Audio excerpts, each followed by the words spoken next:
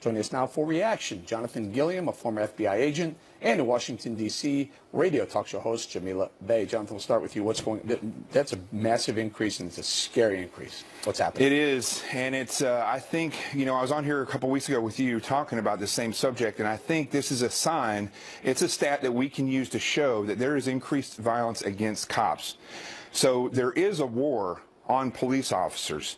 Now we compare and contrast that with the war that the press, the media puts out there. Let me stop you. I hate to stop you, but who is perpetrating the war on police officers?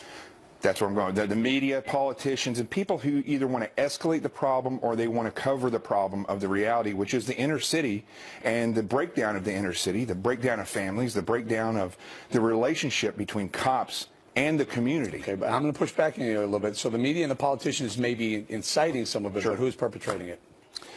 Well, another great question is, we always try to make this into gun violence, but the reality is it's gang violence and it's illegal gun violence. There's a big difference just saying gun violence. But liberals can use that statistic, and then they can push that forward. Let me ask you, Jamila, what do you say to Jonathan, who says it's gang violence and illegal gun violence that's perpetrating this war on cops? First of all, do you believe there's a war on cops? This is complete.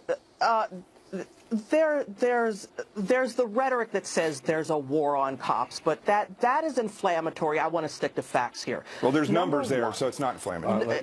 No, look, you're in studio with the guy. I'm in a booth. Give me some respect and let me speak.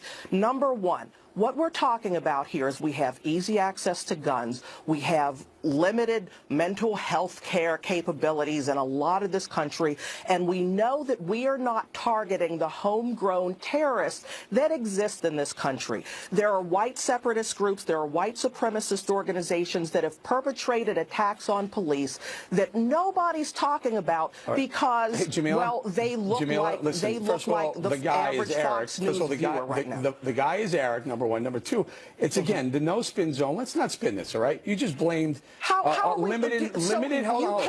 You just blame limited health care and homegrown terrorists and white separatist groups for the increase in mortality to police officers this year. Am I getting this straight? I didn't say health care. I said mental health care, which is an issue. There isn't a way to determine people who we know have access to guns, we know have relationships with these organizations that are government separatist, anti-government, and we know that these people exist. Right. If we were to look in our own backyards, in the homelands, in the heartlands, we would be doing a better job of protecting our police by figuring out where the threat comes from. Jamila, I'm going to get Jonathan in a second. Do you think it has anything to do with the Black Lives Matter saying that Blue Lives Matter is insulting and racist, or do you think it has anything to do with the very liberal inner city mayors who don't back their own police officers when they're trying to keep the peace in the community?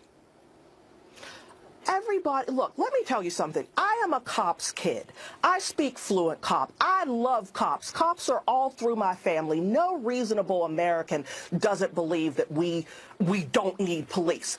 What we're talking about is there are people who have... That is not what I said. You're twisting my words, please. For saying, no, I'm not saying that's what you said. I'm telling you where I'm coming from. Well, I asked you a question. I'd like you to answer the question. The question is, do you think Black Lives Matter suggesting Blue Lives Matter is racist, and the liberal inner city mayors saying that not backing their police departments is part of the problem why cops are being gunned down? Two different issues here, and I'm going to address them both. Black Lives Matter saying that Blue Lives Matter is racist is their particular opinion. I'm not here speaking for Black Lives Matter. I think Blue Lives Matter is Blue Lives Matter racist? Is Blue Lives Matter a racist comment? As a daughter of a cop, I personally, as somebody unaffiliated, think Blue Lives Matter is not racist. I don't think Black Lives Matter is racist. I don't think. Nor do I. I think all lives matter is the way we should go. Quickly, I want to bring Jonathan. When you talk about policing policy and liberal mayors in inner cities not backing up their police, what we have to do is look at, well, what are the incidents that are going on that make these mayors say, well, we're going to withhold judgment or whatever. It's not a cut and dry. All cops are great all the time, every time. There are issues of nuance that need to be considered. Let me bring Jonathan. What are the issues that are causing the strife in the community?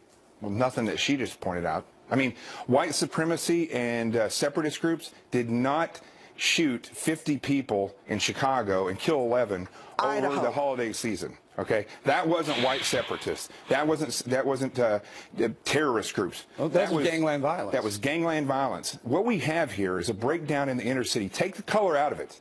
It's poverty. It's government's not doing their job to clean up and take people off of dependency and empower them to give them weapons to defend themselves, the legal citizens, the law-abiding citizens, and standing up against groups like Black Lives Matter who go after cops. And that's the reality. These cops, when they put a gun, hold on a second. You talk for 10 minutes. Hold on. And nothing in there when you were describing your father said that you were a cop. So you don't know what it's like to be on the street. You may know what it's like to have a father come back from the street, but you don't know what it's like to be on the street. Being on the street, these cops, every day they go out, they're putting their life on the line. When they put their badge on and their gun on, they go there to do the right thing. The people that are killing cops, almost 100% of those people are involved in criminal behavior. All of them are criminals. Well, clearly they are. If you murder a cop, you're a criminal.